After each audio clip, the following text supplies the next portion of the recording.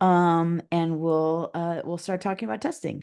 So as we mentioned last week, you want to isolate some of the assumptions you're making about your idea, and then find small, low risk, low effort, but experiential ways to immerse your stakeholder in your idea and get their honest feedback.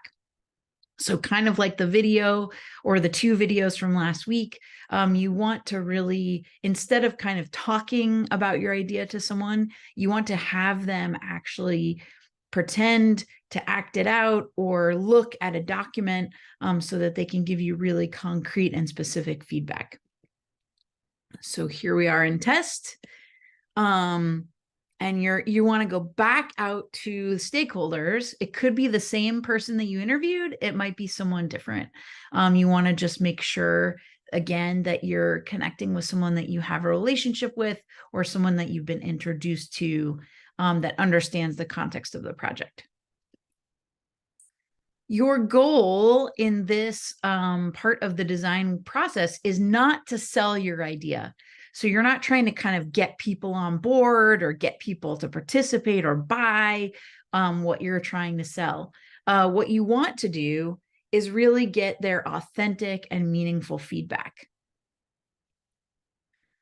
So you're using your prototype to elicit those authentic responses and get critical feedback. So if you're getting feedback that's like, oh, sure thing, that's so great, that's not authentic or good feedback. The best feedback to get is actually critical, because it means the person is really engaging with you and sharing honestly what they think.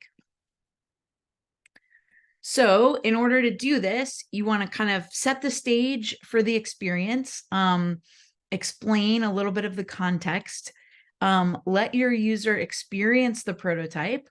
So whether it's an artifact or an activity or a mock-up of a product, you want to help them kind of experience that. Guide your user through that experience as needed. Observe their reactions, interpretations, and experiences, and then debrief and ask questions. So here's an example. This is actually a group of teachers in Kyrgyzstan, where I was coaching and helping support an education program.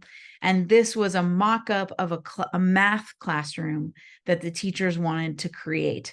And so you can see they included a printer, they included shapes and artifacts, they included a screen to use. And so they walked me through kind of what were all the elements of the classroom that they wanted to include. And that really brought their idea to life for me. This is another example of a project that I worked on in Dallas, Texas, with a group of high school or school principals from all different grade levels. And they were learning the design process by redesigning the pedestrian experience in downtown Dallas. It was summer. It's incredibly hot.